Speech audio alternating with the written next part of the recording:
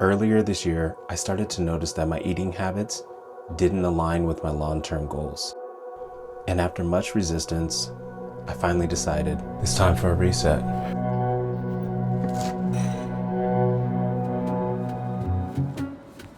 Now I'm starting to rebuild my eating habits from the ground up. But something hit me this week. I haven't been basing my meals around my proteins. And honestly, once I realized that, so much started to make sense. The cravings, the afternoon crashes, the meals not hitting the way that I wanted them to. In this episode, I'm going to share with you 2 plant-based proteins that are making a big difference in my life. This will include what's working, what's not working, and if you stick with me to the end, I'm going to share with you the small change I made that's allowing me to completely lock in.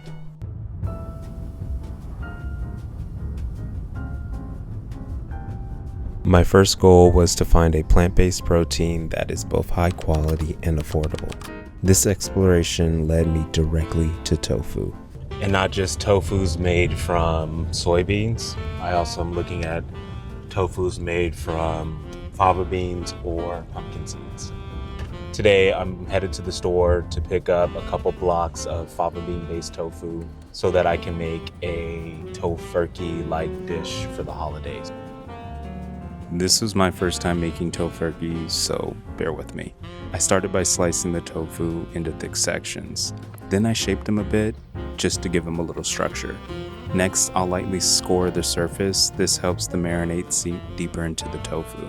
The marinade is made up of vegan mayo, soy sauce, nutritional yeast, and herbs like sage and thyme. I brush the marinade on generously, then place them on a wire rack so the heat can circulate evenly. Bake them on low at 200 degrees for about 2 hours. Brush on more marinade as they cook. This ended up being the main dish for our Thanksgiving dinner, and honestly, the leftovers might have been even better. Tofu is so versatile and it takes on whatever flavor you throw at it. However, it does take practice to get tofu to take on different textures. Overall, tofu's a winner.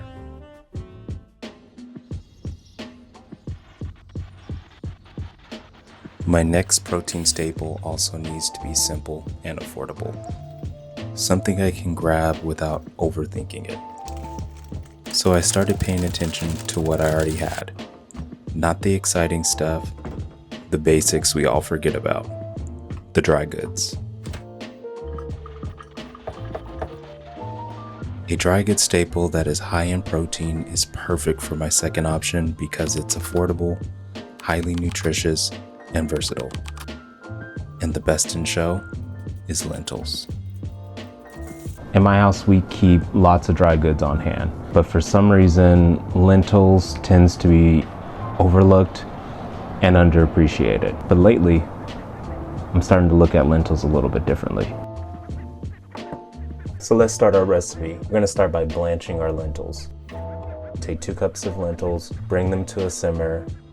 To stop cooking them, we are going to strain them and then put them in a bowl of cold water. From there, we'll be able to start our soup. I start with 3 potatoes peeled and cut into small bite-sized pieces. Next come the carrots and onions chopped about the same size. We'll also add ginger and garlic to give the soup some depth. Take a couple tablespoons of oil, start with your aromatics, then add the carrots and onions. Wait till everything softens before adding your potatoes and lentils, making sure everything is nice and combined. Next, add 2 sprigs of thyme, a bay leaf, and cover everything with vegetable broth. I let it cook for about 30 to 35 minutes until the lentils are tender and everything comes together.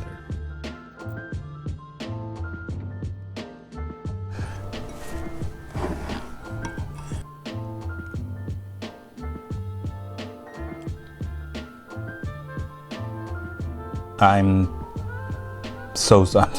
really surprised. Lentils surprised me. They're not only affordable, easy to make, but they're really hearty and satisfying. Lentils doesn't try to be super fancy, but they take on flavors really well. I'm starting to notice something though. The more I eat food that makes me feel satiated, the more those issues that I described earlier start to become quiet. The needing to snack, the feeling hungry all the time, the fatigue, all the things that were issues, the lentil soup takes care of. This was a major win for me, and I'll definitely be making this more often. This was a great start for me, and I wanted to take a moment to really talk about the mindset change that made this possible for me. So I've been on a plant-based journey for about 15 years. There has been vegan parts of that, there's been vegetarian parts of that. The one mindset change that has really helped me out in this new part of my life has been to let go. Letting go of what isn't working and keeping the things that have been working. What's been working for me is keeping things simple. Whole foods, lots of fruits and vegetables, and more variety than I used to give myself. What wasn't working was treating protein like an afterthought instead of the foundation of my meals. Once I saw that clearly, the rest started to fall into place.